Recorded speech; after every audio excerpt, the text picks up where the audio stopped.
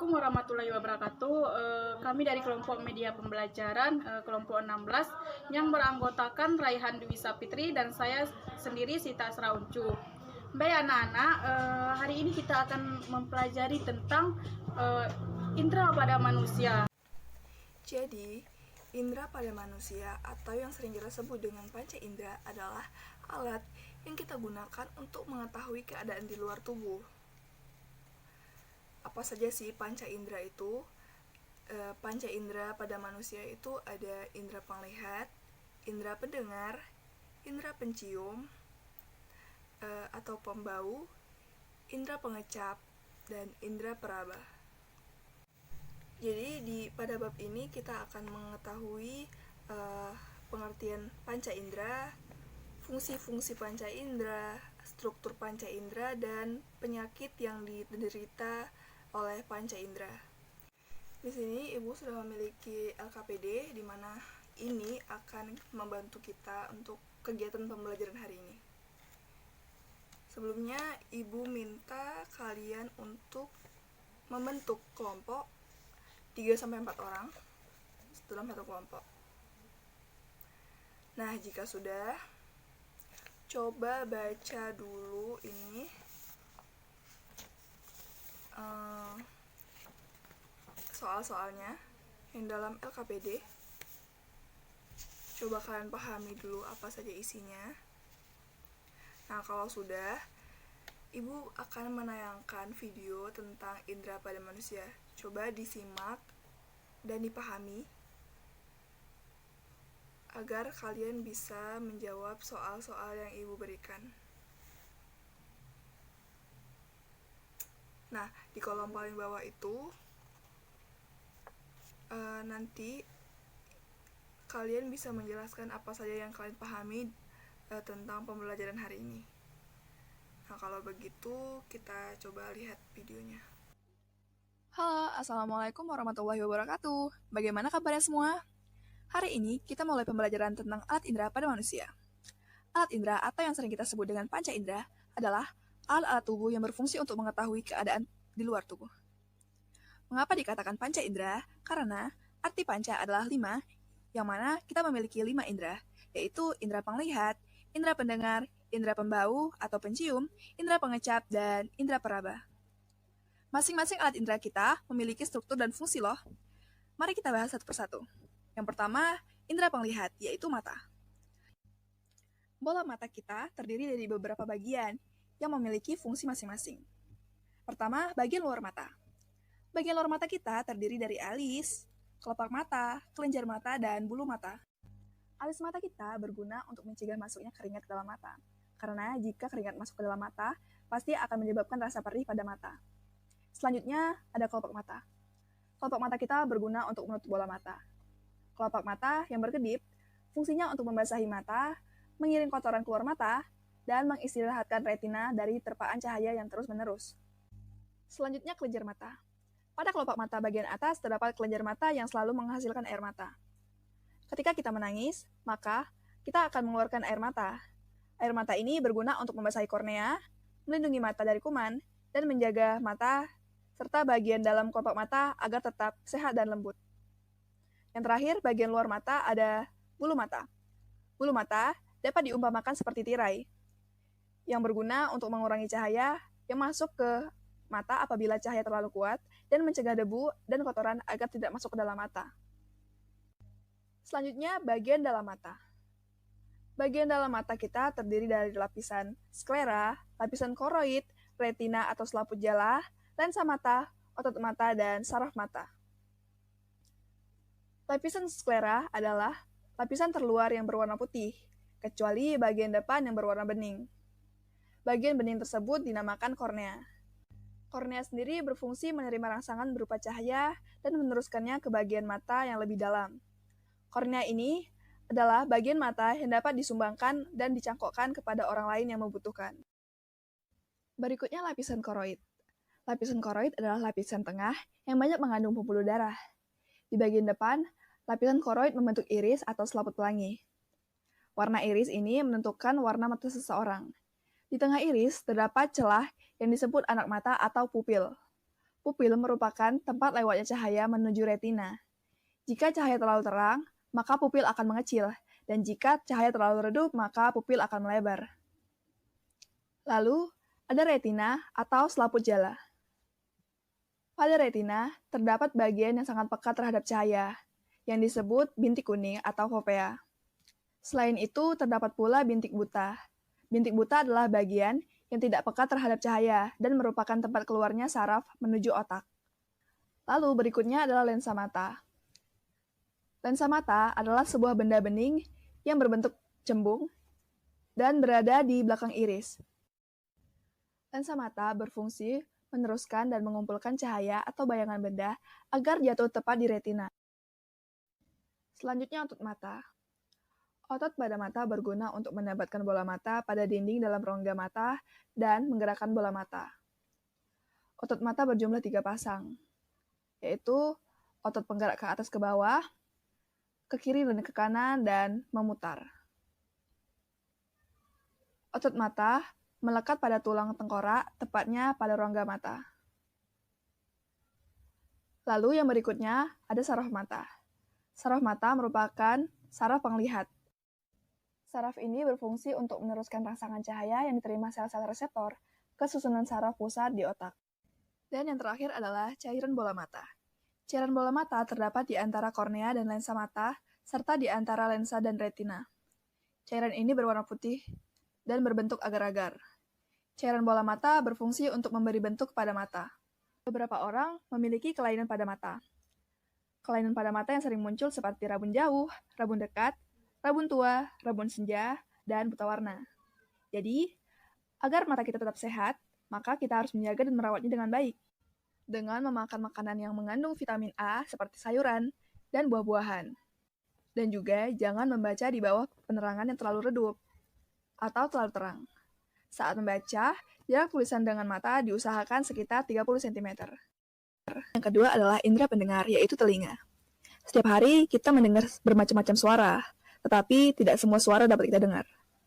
Telinga kita terdiri atas 3 bagian, yaitu telinga bagian luar, bagian tengah, dan bagian dalam. Telinga bagian luar terdiri atas daun telinga, lubang telinga, dan genang telinga. Daun telinga terdiri atas tulang rawan yang dapat ditekuk. Daun telinga berfungsi untuk menangkap suara dari luar. Suara yang telah ditangkap lalu diteruskan melewati lubang telinga menuju ke gendang telinga. Gendang telinga kemudian bergetar sesuai dengan jumlah getaran yang diterima oleh daun telinga. Selanjutnya, ada telinga bagian tengah. Telinga bagian tengah terdiri atas tulang martil, tulang landasan, dan tulang sanggurdi. Ketiga tulang itu disebut tulang-tulang pendengaran. Telinga bagian tengah berfungsi menerima suara yang ditangkap oleh telinga bagian luar. Pada bagian ini terdapat saluran yang menghubungkan telinga tengah dan rongga mulut. Fungsi saluran ini adalah untuk menyeimbangkan tekanan udara antara telinga luar dan telinga tengah. Bagian telinga yang terakhir adalah telinga bagian dalam, yang terdiri atas tingkap jorong, bundar, 3 saluran setengah lingkaran, serta rumah siput atau koklea. Pada koklea, terdapat ujung-ujung saraf pendengaran dan alat keseimbangan tubuh. Telinga merupakan salah satu organ yang penting. Sebagai organ tubuh yang lemah, telinga bisa mengalami kelainan maupun terserang penyakit. Misalnya tuli atau congek. Jadi, agar telinga kita selalu sehat, maka harus selalu membersihkan telinga dengan teratur. Untuk membersihkan telinga dapat dilakukan dengan menggunakan benda yang lunak seperti kapas pembersih. Lalu, indera yang ketiga adalah indera pembau atau pencium. Indera pembau atau pencium pada manusia yaitu hidung. Saat kamu melewati penjual makanan seperti sate, kamu pasti bisa mencium aroma masakan yang sangat lezat. Begitu juga saat kamu melewati taman bunga yang sedang bermekaran. Tentu aroma harum dan wangi akan tercium di hidungmu. Hidung terdiri atas 2 bagian, yaitu lubang hidung dan rongga hidung. Rongga hidung terbentuk oleh tulang hidung dan tengkorak. Pada rongga hidung terdapat selaput lendir atau membran mukus dan rambut halus yang disebut bulu hidung atau silia. Bulu hidung dan selaput lendir berguna untuk menyaring kotoran seperti debu, kuman, dan cairan yang masuk ke dalam hidung dengan udara pernapasan. Di rongga hidung bagian atas terdapat sel-sel reseptor atau ujung-ujung saraf pembau. Ujung-ujung saraf pembau ini timbul bersama dengan rambut-rambut halus pada selaput lendir yang berada dalam rongga hidung di bagian atas. Saat kita menderita flu, tentu saja kita tidak dapat mencium bau dengan baik. Itu karena selaput hidung yang membengkak dan berlendir menyebabkan indera pembau kita tertutup oleh lendir. Akibatnya, indera pembau tidak dapat menerima rangsangan bau dengan baik. Sebagai indera pembau, hidung dapat mengalami gangguan. Akibatnya, kepekaan hidung menjadi berkurang atau bahkan tidak dapat mencium bau suatu benda. Contoh gangguan yang dialami hidung antara lain seperti pilek, pilek, atau daging tumbuh di dalam rongga hidung, dan rusaknya saraf pembau akibat cedera pada kepala. Jadi, cara merawat hidung agar tetap sehat adalah dengan membersihkan setiap hari, menutup hidung atau memakai masker saat berada di lingkungan kotor, dan berobat ke dokter jika ada gangguan pada hidung. Yang keempat adalah indera pengecap. Indera pengecap pada manusia yaitu lidah. Dengan menggunakan lidah, kita dapat membedakan bermacam-macam rasa. Permukaan lidah kita memiliki tonjolan yang disebut papila. Setiap tunas pengecap peka terhadap jenis rasa tertentu. Bagian lidah yang peka terhadap rasa manis berada di ujung lidah, rasa pahit berada di bagian dalam, lalu bagian lidah yang peka terhadap rasa asin dan asam berada di lidah bagian tepi. Adapun kelainan pada lidah, seperti jika kita makan terlalu panas atau terlalu pedas atau terlalu asin, maka kepekaan lidah akan terganggu. Gangguan ini hanya bersifat sementara. Oleh karena itu, sebaiknya kita makan makanan yang tidak terlalu panas, tidak terlalu pedas, dan tidak terlalu asin. Fungsi lidah juga dapat terganggu jika terserang sariawan, yang disebabkan kekurangan vitamin C. Untuk menjaga kesehatan lidah, kita harus menyikat lidah saat menggosok gigi, dengan menggunakan sikat gigi yang lebih bersih dan lembut. Dan juga menghindari makanan yang terlalu panas dan terlalu dingin. Lalu, indera yang terakhir pada manusia yaitu indera peraba. Indera peraba terletak pada kulit. Kulit merupakan lapisan terluar dari tubuh kita. Kulit berfungsi untuk melindungi bagian tubuh bagian dalam. Manusia dapat merasakan sentuhan, tekanan, kasar, halus, rasa sakit, panas, dan dingin. Itu dengan menggunakan kulit. Indera peraba yang paling peka terletak pada ujung jari, telapak tangan, bibir, dan alat kelamin. Kulit terdiri atas 3 lapisan, yaitu lapisan epidermis, dermis, dan hipodermis. Lapisan epidermis merupakan lapisan terluar dari kulit. Lapisan epidermis tersusun atas kulit ari dan lapisan malpighi kulit ari yang berfungsi mencegah masuknya bibit penyakit dan mencegah penguapan air dari dalam tubuh. Dan lapisan malpighi berada di sebelah dalam kulit ari. Lapisan ini tersusun atas sel-sel yang aktif membelah diri. Selanjutnya lapisan dermis. Dermis berada di bawah atau di sebelah dalam epidermis. Pada dermis, terdapat kelenjar keringat yang berfungsi untuk menghasilkan keringat, kelenjar minyak, akar rambut, pembuluh darah, saraf, dan reseptor indera peraba. Lalu lapisan yang terakhir adalah lapisan hipodermis. Lapisan hipodermis adalah lapisan kulit yang paling dalam. Lapisan ini mengandung banyak jaringan lemak yang berguna untuk menghangatkan tubuh. Kulit merupakan bagian tubuh terluar sehingga selalu berhubungan dengan lingkungan sekitar. Oleh karena itu, kulit sangat mudah terluka serta terserang jamur. Ada beberapa penyakit yang sering kita temui seperti jerawat, panu, dan kadas. Agar kulit kita tetap sehat, maka ada tindakan yang harus dilakukan seperti mandi 2 kali sehari, mencuci tangan dan kaki sebelum tidur, serta memakan makanan yang mengandung banyak vitamin E, seperti sayur-sayur hijau dan buah-buahan. Untuk materi alat indera pada manusia, cukup sampai di sini. Terima kasih. Assalamualaikum warahmatullahi wabarakatuh. Udah pada lihat semua kan video pembelajarannya? Coba sekarang ibu mau tanya, kalau misalnya ada teman kita berbisik, kita untuk mendengarkan bisikannya itu pakai alat indera apa ya? Tentu saja pakai alat indera pendengar, yaitu telinga. Nah, kalau misalnya kita ke pantai, di sana ada air laut, kita melihatnya pakai alat indera apa ya? Alat indera penglihat yaitu mata. Satu lagi nih, kalau misalnya ada bau masakan yang lezat sekali, nah kita menggunakan alat indera apa ya? Alat indera pembau atau pencium, yaitu hidung. Nah, kan tadi udah lihat semua videonya.